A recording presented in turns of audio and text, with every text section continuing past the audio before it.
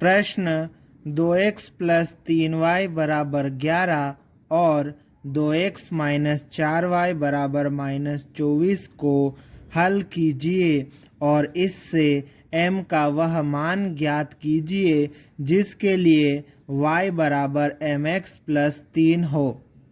इस प्रश्न में हमें ये जो दो समीकरण युग्म दिए हैं इसको हल करना है और इसके द्वारा m का हमें वो मान निकालना है जिसके लिए y बराबर mx प्लस 3 हो।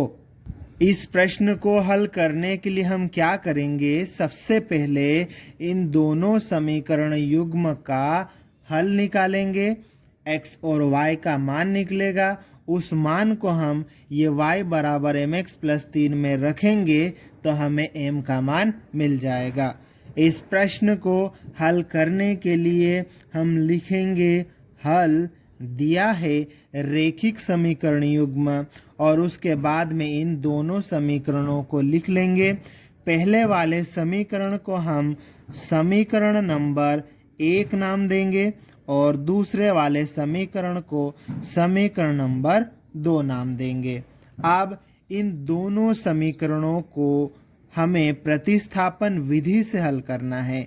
इसके लिए हम क्या करेंगे, इन दोनों समीकरणों में से हमें जो भी समीकरण छोटा लग रहा है जिससे x या y का मान निकालना आसान लगेगा उस समीकरण को लेंगे और हल करेंगे। ठीक है, तो देखो यहाँ पर हमारे पास में ये जो समीकरण है, पहला समीकरण, ये हमें इस दूसरे समीकरण की तुलना में थोड़ा सा छोटा लग रहा है, आसान लग रहा है।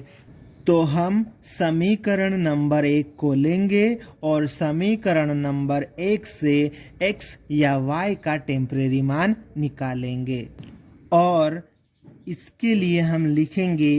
अब समीकरण 1 से समीकरण 1 को लिख लेंगे 2x प्लस 3y बराबर 11। यहाँ से हम x या y दोनों में से किसी भी एक का टेम्परेरी मान निकाल सकते हैं। हम यहाँ से x का मान निकालेंगे। ठीक है, तो इसके लिए क्या करेंगे, ये जो x वाला पद है इसको तो बराबर के चिन्ह के इधर ही रहने देंगे। ठीक है, बराबर के चिन्ह के उधर 11 है, इस 3y को बराबर के चिन्ह के उधर भेजेंगे। इधर ये प्लस का था, बराबर के चिन्ह के उधर जाएगा तो माइनस का हो जाएगा। ठीक है, अब हमें x का मान निकालना है तो x के साथ में 2 लिखा है गुणा में, तो ये बराबर के उधर जाएगा तो बटे में चले जाएगा। ठीक है, तो x बराबर 11 माइनस 3y, इस पूरे के बटे में 2 आ जाएगा। ठीक है, इस तरह से x का ये जो मान आया है ये x का टेम्परेरी मान है। ठीक है, इसको हम समीकरण नंबर 3 नाम दे देंगे। ठीक है, अब यहाँ से x का ये जो टेम्परेरी मान आया है इस मान को हम उस समीकरण में रखेंगे जिसका प्रयोग हमने अभी तक नहीं किया है।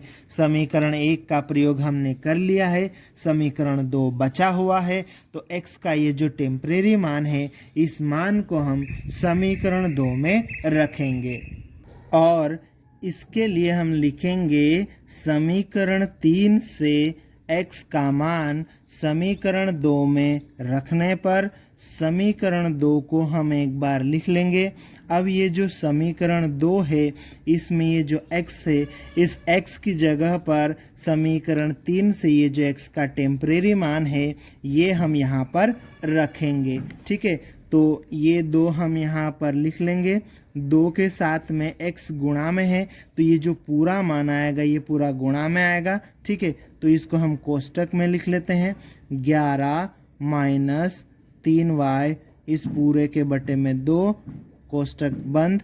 अब ये माइनस है और ये 4y और बराबर माइनस 24, ये ऐसा ही रहेगा। ठीक है, अब यहाँ पर हम इसको सोल्व कर लेते हैं तो देखो गुणा में 2 है और भाग में 2 है। ठीक है, ऊपर और नीचे गुणा और भाग दोनों में 2 है तो ये 2 से 2 कट जाएगा। ठीक है, इस 2 से ये 2 कट जाएगा तो हमारे पास में क्या बचेगा, 11 माइनस 3y -4y बराबर -24। ठीक है, अब यहाँ से हमें y का मान निकालना है। ठीक है, तो हम क्या करेंगे, y के अलावा ये जो 11 है इसको हम बराबर के चिन्ह के उधर भेजेंगे। ठीक है, तो इधर क्या क्या बच जाएगा, -3y -4y बराबर ये -24 है, और 11 इधर प्लस का है, बराबर के चिन्ह के इधर आएगा तो माइनस का हो जाएगा। ठीक है, अब देखो ये -3y -4y दोनों माइनस के हैं, जुड़ जाएंगे और चिन्ह माइनस का रहेगा, तो ये इस तरह से -7y हो गया बराबर -24 -11 कितना हो जाएगा, -35 हो जाएगा। ठीक है, अब यहाँ से हमें y का मान निकालना है, तो y के साथ में ये जो -7 गुणा में है ये बराबर के इधर आएगा तो बटे में आ जाएगा। इस तरह से y बराबर -35 और इसके बटे में आ जाएगा -7। अब हमें यहाँ पर y का मान निकालना है। ठीक है, तो देखो -35 में -7 से भाग लगाएंगे। ठीक है, माइनस में माइनस से भाग देंगे तो प्लस का चिन्ह हो जाता है, और 7 के पहाड़े से ये 7 एक बार में आएगा और कट जाएगा, और 7 के पहाड़े से ये 35 5 बार में कट जाएगा। ठीक है, और 5/1 5 ही आएगा, और माइनस को माइनस से भाग देते हैं तो प्लस बन जाता है, तो इस तरह से y का मान जो है 5 आ जाएगा प्लस में। ठीक है, अब y का ये जो हमें मान मिला है, इस मान को हम समीकरण नंबर 3 में रखेंगे तो हमें x का मान भी मिल जाएगा, और इसके लिए हम लिखेंगे y का मान समीकरण 3 में रखने पर, और समीकरण 3 को हम लिख लेंगे। अब ये जो समीकरण 3 है इसमें y की जगह पर 5 रखेंगे। ठीक है, तो ये जो y है यहाँ पर हम 5 रखेंगे, ये x बराबर 11 -3, 3 और y साथ में चिपके हुए हैं मतलब गुणा में है, तो y की जगह 5 जो रखे जाएगा वो भी गुणा में आएगा।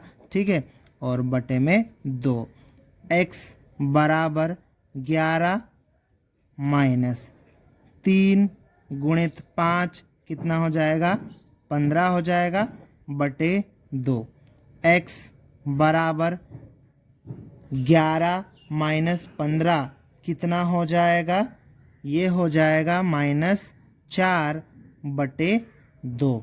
ठीक है, 2 के पहाड़े से ये 2 एक बार में कट जाएगा, 2 के पहाड़े से 4 2 बार में कट जाएगा, ये 2/1 मतलब 2 आ जाएगा।